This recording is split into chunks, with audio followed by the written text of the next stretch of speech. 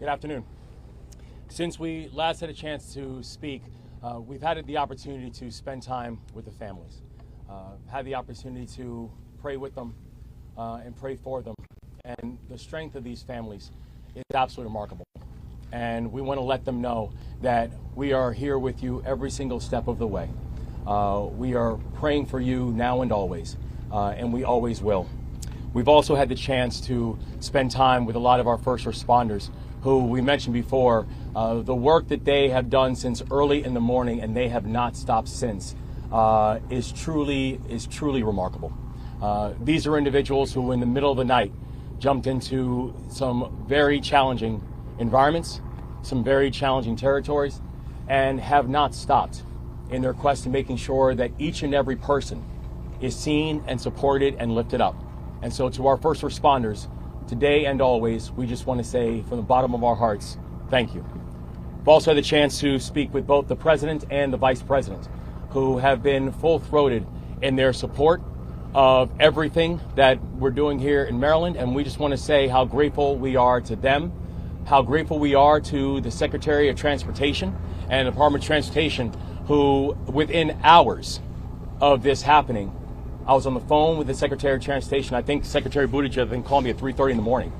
And now he and his entire team have been down here this afternoon spending time looking at the efforts, looking at the damage, and also identifying what they can do to support and help.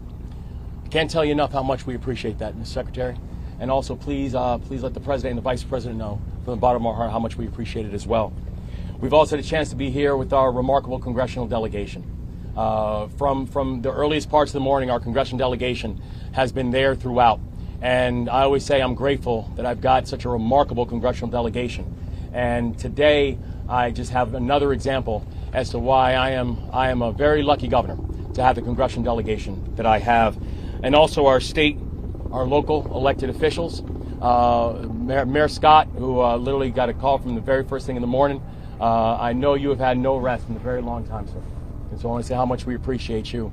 But also, it's to the members of the philanthropic community who've been reaching out and offering support. It's the members of the private sector who've been reaching out and offering support. It's the sandwich companies who have said we're going to shut down because we just want to make sure that the first responders are getting meals. Everybody has stepped up. Everybody has raised their hands to serve. And I can tell you, it is so deeply appreciated. It's so deeply felt.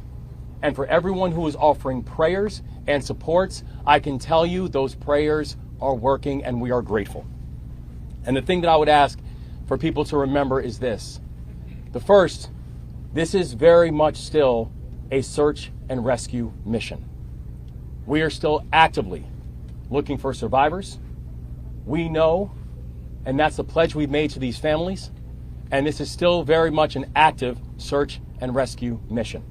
And there is not a single resource that we will hold off on deploying. I have already authorized the deployment of everything from air, land, and sea resources to make sure that this search and rescue operation is carried out to its fullest intent. The second thing I want to remind people is that this will not be short. There's going to be a long road. There's going to be a long road, not just as we go from search and rescue. There'll be a long road as we talk about what does the future of this region, the future of the area look like. And we're going to need each and every one of you. We're thankful to have partners like what we have in the Biden-Harris administration. We're thankful for the partners that we have in our federal delegation. We're thankful for the partners we have in our state and local leadership. We're thankful for the partners that we have in the private sector and the philanthropic community. We're thankful for the partners that we have within the Moore-Miller administration. We're thankful for each and every one of you, both Marylanders and non-Marylanders who have reached out and offered support. We feel it. We need it. And we are truly grateful for it. And I think just in this time, this state has been able to show what it means to be Maryland tough and Baltimore strong. And this state and this city will continue to show exactly that. And so with that, I want to turn it over to our Secretary of Transportation, Pete Buttigieg, with a deep sense of thanks and appreciation. Oh, I apologize. Before I turn it over to Secretary Buttigieg, I want to turn it over to to the dean of our delegation, and someone who has been leading from the front this entire time, and we are deeply grateful for the leadership of Senator Ben Cardin. Governor Moore, first of all, thank you very much for getting our whole team together to meet this challenge, and our prayers are with the families of those that are lost at sea at this moment. As the governor said, it's still a search and rescue, so we are hopeful and we are with the families. I also want to underscore our thanks to our first responders. They did an extraordinary job, acting very quickly and saved lives. So we thank our first responders for everything that they have done. I just really want to underscore a couple points. Our first priority is the search and rescue for those that were on the bridge. We then need to make sure that the channel is reopened. It's critically important to our economy. It affects many, many jobs. It affects not only jobs here in Maryland, but around the country and world. So our next priority is to make sure we get that channel opened. And then we also need to fix and replace the bridge for the surface transportation. We're going to work together as a team. I am very impressed by all the partners that are with us today. We heard from them at the state level, the local level, at the federal level. I particularly want to acknowledge our federal partners. The Secretary of Transportation is with us. We have the Coast Guard. We have the Army Corps of Engineers. We have the investigators. We have the Small Business Administration. They're all here because of the commitment of the partners to work together. A special thanks to President Biden, who's made it very, very clear that he'll do everything in his power to make sure that we get the help we need to deal with this challenge. But as Secretary Buttigieg told us in our briefings, he's going to need the help of Congress in order to get things done. So I want to acknowledge our team, Senator Van Hollen, my partner in the United States Senate on the Appropriations Committee, and the work that he's doing. Congressman Mfume is here. Congressman Trone is here. Team Maryland, our federal delegation, is committed to working together. Senator Van Hollen and I got calls from our leadership that said they're prepared, Secretary Buttigieg, to do everything that we need to do in Congress to make sure you have the resources and the federal partners have the resources in order to get the job done. So I want to thank Senator Schumer for his call and his comments. Senator Murray, Senator Carper, Chair of the Environment and Public Works Committee, have all been in touch with us. It is a team effort, and we're going to make sure that we do everything we can to protect our economy and protect the people of our state. And with that, let me just turn it back to the governor or Secretary Buttigieg. This guy woke all of us up early this morning, so thank you very much. Thank you. I want to thank Senator Cardin and the entire delegation for their leadership. They have been on this from the first moments.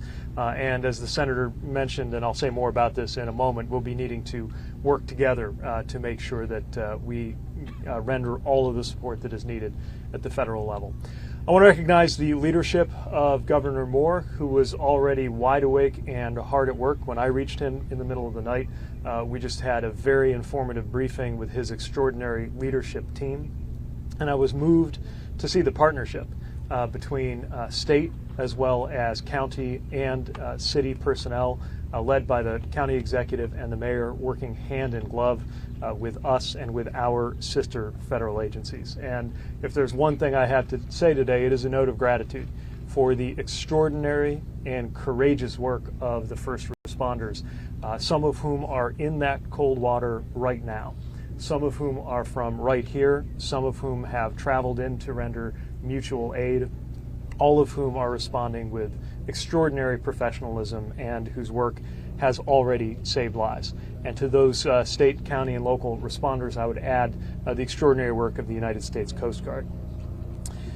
We should also recognize that this is an excruciating day for several families who went to bed last night having it be a normal night and woke up today to news that no one wants to receive.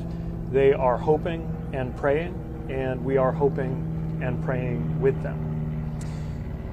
We are all putting our arms around the community of Baltimore, and that is true for all of this country. I've even heard from counterparts as far away as the United Kingdom reaching out to express their support to the people of Baltimore.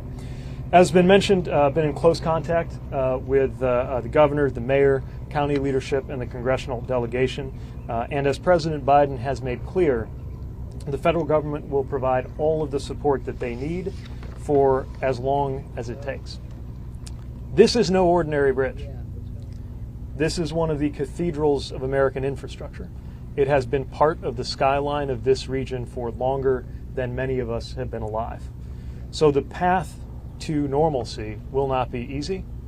It will not be quick. It will not be inexpensive. But we will rebuild together. In order to make sure that happens, the President's plan is to work with everyone here in order to rebuild this bridge and reopen this port, including our readiness as a department to approve emergency funding as soon as we receive that request. Meanwhile, our Maritime Administration will help with port, harbor, and supply chain operations. Our Federal Highway Administration will assist when it comes to the bridge itself and any ways that we can help ease roadway congestion for residents and commuters who can no longer use this major thoroughfare. The Federal Aviation Administration is even involved, working to keep the airspace above the bridge clear for emergency personnel. PHMSA, our Pipeline and Hazardous Materials Safety Administration, is on the scene to help with any hazmat issues, and our newly stood up Freight Office is already at work preparing for supply chain impacts that we know are coming because of the importance of this port, not just to the Baltimore region, but really to the entire United States economy. We're going to be working closely with the National Transportation Safety Board as they lead their independent investigation and with the Coast Guard as they continue operations in the water. I've also spoken with Secretary Mayorkas, who's working to ensure that all DHS assets are integrated. So in many ways, our work is just beginning to rebuild this bridge and deal with impacts in the meantime, to reopen this port and deal with supply chain impacts in the meantime. But today we are most acutely focused on the emergency operations underway and on the families that have been impacted. I have no doubt that we will rebuild together and that Baltimore will come back stronger than ever before. And with that, I will turn it back over to the Governor to lead media questions. Governor? Governor, any news on the missing people that have been recovered? Any alive, any dead? There's no new information about the search efforts that we know that we still have the 6 individuals who are missing. Governor, when you talk about the investigative standpoint, how concerned are you if there were any safety violations on this ship or the track record of the owner operator? And Mr. Secretary, if you could speak to that as well, do you have any concerns about that? Mayor Scott, we also didn't hear from you. What are your thoughts on this tragedy today? Well, I'll take it first, and I can pass it off to Mr. Mayor. I know there's a thorough investigation that's going to be going on about everything that took place last night, the things that led up to it, and also the aftermath. And so I don't have any further comments about any concerns that we have about the companies that are involved, because there's still a thorough investigation that's going to take place. Thank you, Mr. Governor. I think we all know this is an unspeakable tragedy. And while, as the governor just said, the investigation is still underway, all of that can wait. Right now, this is about the lives of those individuals that we are searching for and nothing else. Everything else, this team of folks will work together to make sure that we rebuild and do everything we need to do for our port. But right now, we need everyone to understand this is about the lives and those families who are deeply impacted. Governor. Secretary, this is, we've seen now several bridge collapses happen over the past couple of years. Obviously, this was a catastrophic event, but that bridge fell very quickly. How concerned should Americans be about the bridges that they're traversing every single day in this country? Well, this is a unique circumstance. I do not know of a bridge that has been constructed to withstand a direct impact from a vessel of this size. What I will say is anytime anything happens to any bridge, we as a country take that and learn from that. Learning from incidents as diverse as what happened to I-95 in Philadelphia, what happened to I-10 in Los Angeles, or another case that we're learning a lot from here, which is the 2007 collapse of I-35 West in Minnesota. Let me emphasize that was a very different circumstance with very different causes. And the NTSB, by design, is independently leading the investigation into what those causes are. No question that we will take all of that information and apply it in our future work. Mr. Secretary, how long are you preparing for the shipping channel to be closed? And you mentioned supply chain. What else are you doing to make sure other ports are prepared to maybe take on some of that? Well, the port here in Baltimore does the most vehicle handling of any port at all, and that's just talking about the vehicle side. You also have container traffic, you have bulk traffic. There is no question that this will be a major and protracted impact to supply chains. It's too soon to offer estimates on what it will take to clear the channel and reopen the port. There is one part of the facilities here, Trade Point, which is located at Sparrow Point, which is outside of the part that's blocked. But the main part of the Port of Baltimore is, of course, inside the channel that has been blocked. Last question. This is part of why we're question. fortunate to have that newly stood up freight office, which along with the Maritime Administration and all of our interagency and intergovernmental partners here, is we're going to make sure we coordinate. There is no central authority that directs maritime traffic the way you have with air traffic. So it's going to be important to have a number of dialogues established with ocean shippers, beneficial cargo owners, port operators, and everybody else who plays a role here. And I'm sorry, Governor, just for clarity, a question from this morning. It was unclear if there were any vehicles on the bridge when the vessel hit it. Do you have an update now whether there were actually vehicles on it?